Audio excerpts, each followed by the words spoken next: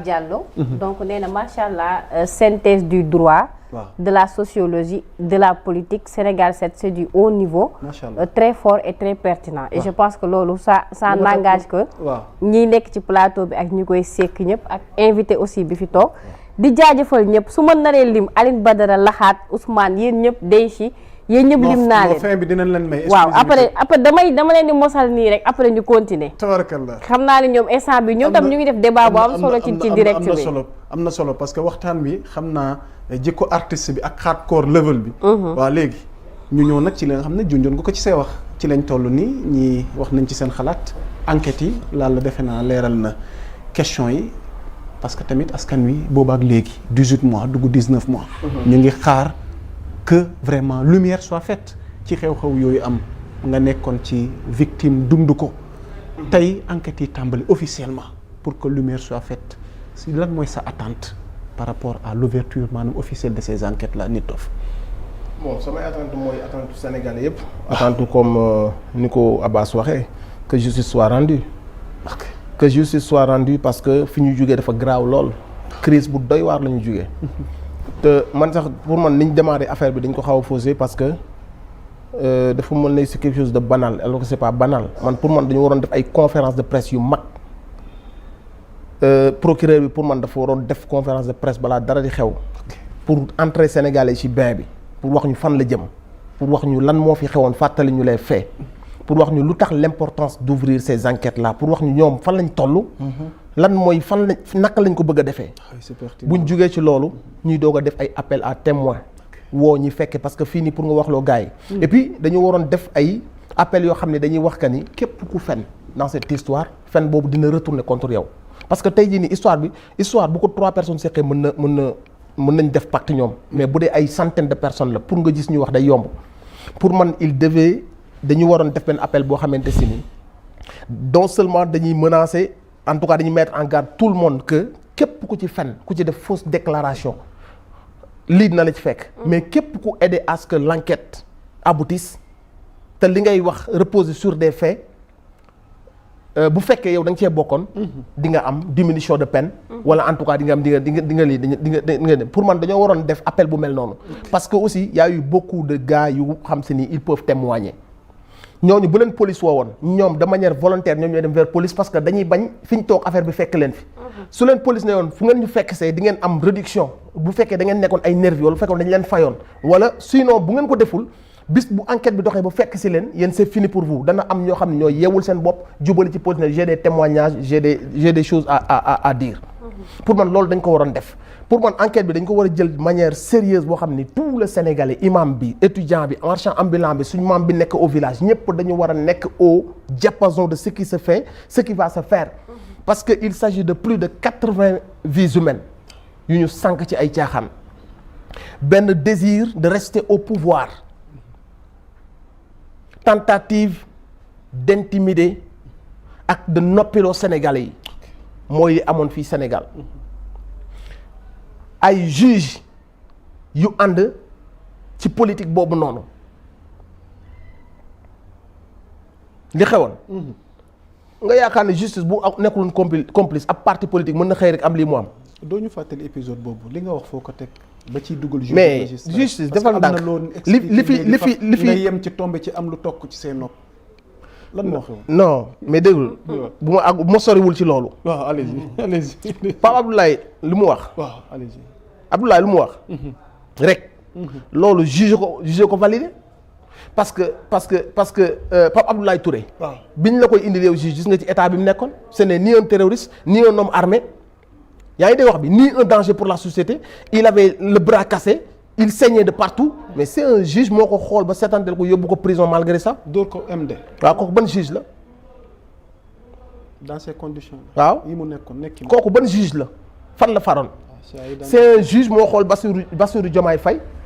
mu nekk cadre bu mag direction des impôts il représente aucun danger il a toutes les garanties de représentation bis mu ngeen ko soxla lan moo tax juge boobu décidé yóbbu Bassirou Diomaye Faye en prison. Fadilou Keïta qui s'est interrogé j'espère que reyuñu sama frère kërëb ab juge moo ko jël ci loolu yóbbu ko prison te dama lay wax de bi loolu di am laneen a ngi am de ñiy saaga ñiy def loolu ñu ngi leen di promouvoir palais di leen jël di leen jaajëfal ak nervi yeeg yépp ci dëkk bi dóor di leen jox xaalis ak journalistes yi ñu doon jël ak xaalis bi doon am ñu am ay journalistes yu ñu validé loolu yépp mu ngi amoon juge yi doon joué loolu yooyu yan juge la ñooñu dañ leen di bàyyi noonu ñooñu lu ñu réussir c'est parce que dafa am ay juges yu leen ci jàppale moo tax ñu réussir ko parce que bu ñu doon def loolu fu mu accès bu police ñëwee joué rôle am ñoom duñ ko mën a def mais tey jii bu ñu demee ba gis police ñu gis la police à côté de ñoom ñoo xamante si ñoo leen woowee ay nervi avant muy kalaate ñu ñëw bëggoon jaxase la révolution ñu bëgg ñu jaxase ak sénégalais yi teel a def seen conférence de presse à 21h comme 22h ñëw nañu dafa am ay gars yu ñu raxoon sol numéro 9 yor ay armes de guerre garaawal affaire ba mu garaaw far vidéo yi ñëw wan leen ko. la xanaa numéro 9. le fameux numéro 9. oui c'est qui cette police c'est qui cette police. c'est qui cette police qui vient mentir aux Sénégalais directement. bi ñuy wax loolu xam na ni c'est un mensonge. et ce sont des chefs ce ne sont même pas des hommes de tenue de manière simple. ce sont des chefs. 4 chefs ñoo toog au plus. sortie bu rëy ba. 23h ci ñëw aggraver la chose nanu dañoo rax pour valider les dires de ces politiques là ne ay forces occultes ñooñu rax ak nangam sangam far yàlla jël leen au piège ñoom indil leen ñoom face dos au mur face aux images ñu ne ay numéro 9 bu yoree arme de guerre far ay images ñëw wan leen ñoom ñu ànd ak ñoom ñi ñu doon wax. c'est un mensonge flagrant bu Sénégal yëpp teg seen bët ngeen yaakaaroon que ni ñun mënoon nañu am jàmm avec une police comme ça avec des juges comme ça ndax lan y a un parti politique. bu am benn campagne de rester au pouvoir bu doon ñoom kase la comme ni leen ko Ousmane Sonko waxoon na force de l'ordre génn suñu diggante ngeen xam kat moo leen jàppale ci seen campagne boobu ñu doon am. mais on parle de ça on a l'impression que dañuy wax benn affaire bu xewoon Rwanda wala Congo mais fii Sénégal la c'était en 2023 2020 kii li ma lay wax ni prendre au sérieux ñuy tiire booy yi bi fi artiste boobu génn di leen rendre hommage sol tenue ci concert am on avait tué 3 personnes mu rendre leen hommage ci la Gabriel Kane génn ak Adji Sarr naan may leen ñu jëkkëru gendarme ñuy tàcc Moussa Fall des Sénégalais comme nous ñoo doon génn naan jaajëf force reste à la loi pourquoi parce qu'on a tué des Sénégalais des gamins non armés depuis 21 ba 2024 déggoo ñu rey benn policier benn force de l'ordre benn politicien de l'autre côté déggoo ñu rey ko ñi ñu rey ñëpp ce sont des gamins du peuple bu fekkoon c'est des forces yu ñu rax ces forces là pourquoi ils ont pas tiré sur eux pourquoi ils ont pas été inquiétés ñoom ñoo dem jëndi ay armes de manière irrégulière xamuñu armes yooyu fan lañ ko dugal ay c'était à quelle fin ñoom ñoo recruter ay nervis te ku xas ba recruter ay nervis la nervi yooyu sañ a def et puis c'est des choses yoo xam ne ñoom dañ ko doon valider ñun ñëpp gis nañ ce qui s'est passé y a pas à réfléchir Sénégalais yi fi doon yeewoo yëpp gis nañ ce qui s'est passé dans ce pays ay pick-up ñu jox ko ay ponkal nit yooyu ñu leen recruter ñun xam nañ leen ñu doon jox ñuy xëy di fay 25 000 ak 15 000 ces gens on les connaît donc ils sont tous coupables mënoo ci génne kii à moins que ñi ñëw joxe témoignage ñi ñëw collaborer avec la police joxe des informations clés ñooñu mën nañ leen bàyyi xel doomu Macky Sall bi doon wër di jëndal mbër yi ay scooter ñu gis ko ak ay dof nday gis ko ak kii rôle bi mu ci joué biir Parcelles Pape Malick Ndour bii di kii ay mbër ay Papa Sow ak ay xawma gan gajaga bi indiqué ñooñu ñëpp nañ ñu wax ban rôle lañ joué ñu doon wër di corrompre mbër yi di leen jëndal ay scooter nañ ñu wax c'était à quelle fin et derrière tout ça chaque jour ñu ne benn bakkan wadd na chaque jour ñu ne benn bakkan wadd na ñu am un ministre de l'intérieur qui ment aux Sénégalais sans cligner des yeux chaque jour ñu rey booy mu ne hélice moo ko rey arme blanche moo ko rey autopsie yi génn ne balle réelle moo ko rey fii la ñu doon fekk ñun ci lañ nekkoon c'était on était en pleine dictature dirigée par Macky Sall bu jël Moussa Fall teg ko fi mu koy teg am na booy yoo xam bi ñu ma fekkee police dañ leen wax nan lañ leen doon torturer que ça soit mu nekk gendarmerie bu Kër Massar que ça soit mu nekk centrale bi avec Sangaré bi ñu demee di seeti Ousmane Sonko clinique booy yi fa demoon nañ leen jàppoon booy benn booy bi sanoo bi ñu ko jàppee li Sangaré wax traitement bi ñu ko war a kii booy ñoo bokkoon chambre 37 bi mu ñëwee le commissaire bi nekk centrale torture yépp ci ay ordre lañ ko doon defee fii mënul réer parce que le truc c'est passé il y a 2 ans derrière dara mënuñu échapper te lépp dafa war a leer parce que ce qui s'est passé est extrêmement grave te li ko waraloon lépp mooy rester au pouvoir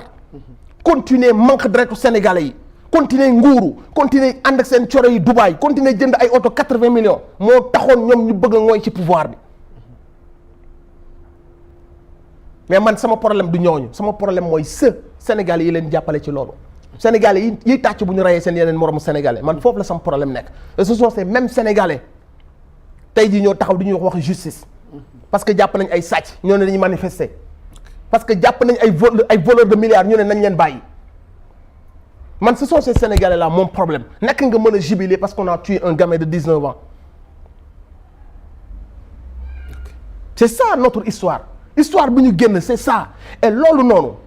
il y va de vraiment de la crédibilité régime bii fi nekk dañu war a dem jusqu'au bout et sans pitié sans état d'âme que ça soit mu nekk chef de police que ça soit mu nekk procureur que ça soit mu nekk juge ñoom ñëpp ils doivent payer mbër yi nga xamante si nii amuñu benn force amuñu benn disposition ñu jox leen que ne vous avez la violence légale sur les populations ñu yor ay yet wër nit ñi mbër yooyu yëpp ils doivent aller en prison ak les gros bras ak ñi leen doon recruter ak les commanditaires yi nekkoon ginnaaw parce que loolu bu fi amul woon du ñu am 80 morts et on a eu plus de 80 morts jamono boobu ils ont poussé les gamins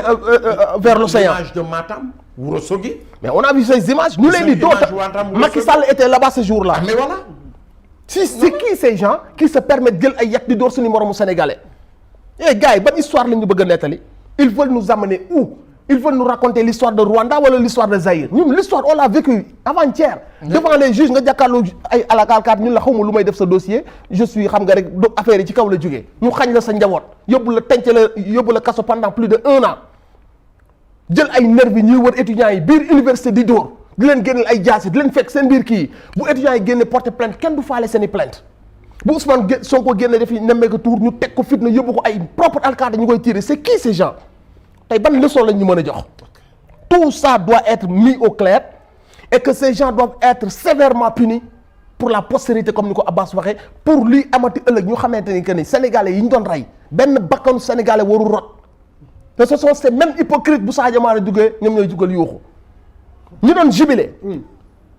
jubilé naan ñi bëgg Sénégal bu Sadio Mané duggee ce sont ces mêmes yi doon jubilé bi ñu reyee boy à Bignona ñii naan may leen ma jëkkëru ñan ñuy jël seen profil def ko Moussa Fall mu am audace su dem ci xalifa yi généraux yi ne da leen di jëm a manipuler naan leen màggal gi moom ku bëgg a yàq pour bëgg def ci xelu kilifa gi daa am parti bu bëgg a yàq màggal gi di tas ay parti jàmbur dugg di jaxase saa yi ban histoire la ñu nit ñi bëgg a nettali ces gens-là ce sont des voyous ce sont des assassins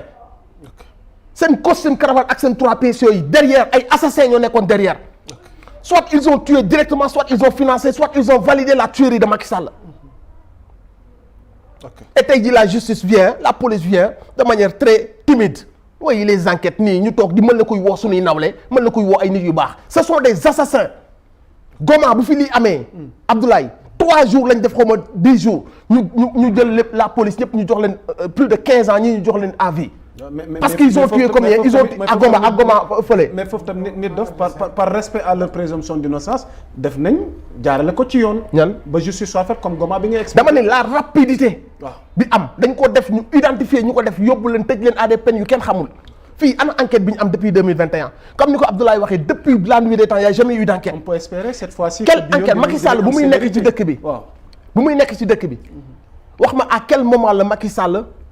teg loxoom ne lii fi am ni c'est impossible je veux des enquêtes et je veux des résultats rapidement wala ma changer leen jël ñeneen Macky Sall ne voulait pas que justice soit faite parce que xamoon na li doon xew. Ce n'est pas ce président qui demande aux gens de s'armer pour xeex seen biir que moom moo doon wut lu leer Macky Sall n'a jamais voulu que justice soit faite bi muy woote palais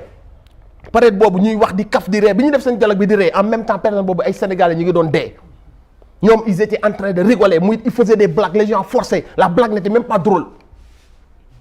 ay naafeq lañu ay raykatu nit lañu ils ont tué des Sénégalais pour mën a toog ci nguur jamono bi ñu nekkee fii dem ci télé yi di fenn dañu doon rey ay Sénégalais laa lay wax ay xale yu ndaw ay boy yu am 18 ans ay boy yu am 14 ans tel bal nga dee ñu yor seen oto di mbëkk ay boy oto yi fees de lekk ay nervi c'est qui ces gens tey ñoo nekk fi naan ñu la justice parce que dañu am acharnement dañuy lii dañuy laa ñii lu ñu leen may dafa bari lu leen suñu nguur gi may dafa bari, ce sont des assassins. On doit les traiter comme des assassins parce que ce sont des tueurs. duñu ay góor duñu ay sénégalais deretu góor nekkul seen deret. Ce sont des assassins, moi je te dis, ce sont des tueurs. Alors dossier bi mi ngi ci loxo justice bi tey. Quelle justice? Actuelle. De quelle justice vous nous parlez? Quelle justice? La justice actuelle bi ubbi enquête yi. Je prends ici. Allez-y, Abdoulaye Mbow, on peut essayer d'avancer. Par rapport à ce dossier, est-ce que justice sera-t-elle faite? Mais pour que justice Allez-y, calme-moi. Je comprends. On va essayer de xaw a wàccee adrénaline bi tuuti. ñu wàccee adrénaline bi. Tuuti, allez-y waaw. Mais le plus essentiel encore une fois. mooy que ni lancé nañu enquête joxe nañu promesse que daañu topp li war a topp man je le dis depuis plusieurs années booy xool vidéo sur des plateaux yeneen télé yi mën a waxoon. je posais la question qui tue dans ce pays dans ce Sénégal qui tue. Pourquoi parce que 2021. bi mu amee mort en 2021 bu ñu enquêtoon si saa jàpp ay nit yi situer les responsabilités jugé condamné on n'aurait pas eu des morts par la suite. non duñ fa yegg. duñ fa yegg. Exactement. parce que ku nekk dina am lu muy moytandiku. mais on a laissé faire.